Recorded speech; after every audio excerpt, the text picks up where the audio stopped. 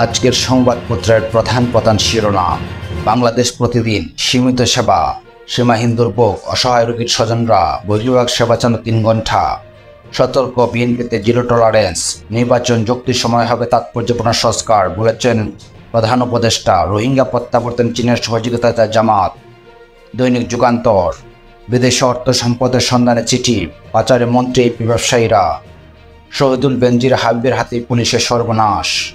দৈনিক সমকাল, অসাধ্য সাধন করত সাধনের পরিবার, শিল্পাঞ্চলে শুরু যৌথ বাহিনীর অভিযান, শেখ হাসিনার সঙ্গে হত্যার আসামি সীমান্তলাল, বানের পানিতে ঝরছে কৃষকের নোনা জল। দৈনিক কালের কণ্ঠ, 23 প্রকল্পে বড় কাটছাড়, দলের ভাবমূর্তি রক্ষায় কঠোর বিএনপি, সীমিত আকারে ইনডোর আউটডোর সেবা চালু, শতাধিক কারখানা বন্ধ, যৌথ অভিযান।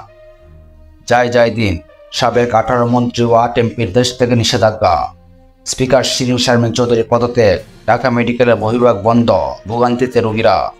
ইতিহাস গড়তে শেষ দিনে টাইগারকে চাই 143 রান, পাকিস্তান টেস্ট সিরিজ।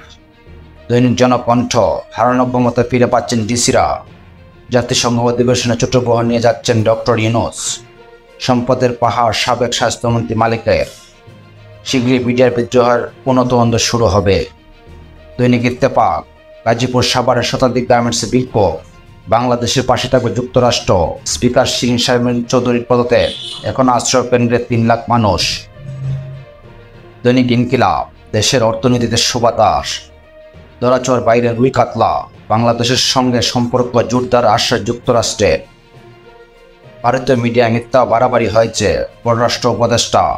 দৈনিক সংগ্রাম, বাংলাদেশের সঙ্গে সম্পর্ক জোরদারের আশ্বাস যুক্তরাষ্ট্রের, পাচার হওয়া অর্থ ফিরিয়ে আনায় সরকারের অন্যতম অগ্রাধিকার ডক্টর ইউনূস, সাবেক 18 মন্ত্রী 8 এমপির দেশ থেকে নিষেধাজ্ঞা। নয়া দিগন্ত, পিলখানা হত্যাকাণ্ডের পুনঃতদন্ত বিচার হবে, বাংলাদেশের পাশে থাকবে যুক্তরাষ্ট্র। আলোকিত বাংলাদেশ, কালো টাকা সাদার বিধান বাতিল, এবার স্পিকারের পদত্যাগ। দিল্লি ইসলামাবাদের সঙ্গে সম্পর্ক নিয়ে যা বললেন পররাষ্ট্র উপদেষ্টা। ভোরের কাগজ, পুনঃতদন্ত হবে পিলখানা হত্যা, স্পিকার শিরিন শারমিনের পদত্যাগে সাংবিধানিক অনিশ্চয়তা, শেখ হাসিনার বিরুদ্ধে আরও 5 হত্যা মামলা, বাজেটে কাটছাটের আভাস। আমাদের সময়, 50 প্রতিষ্ঠানের ক্ষতি 2,500 কোটি টাকা, পদত্যাগ করে স্পিকার শিরিন শারমিন চৌধুরী, রিটনের টাকা কামে মেশিন চলে নগর ভবন, কাঁদলেন হাজি সেলিম।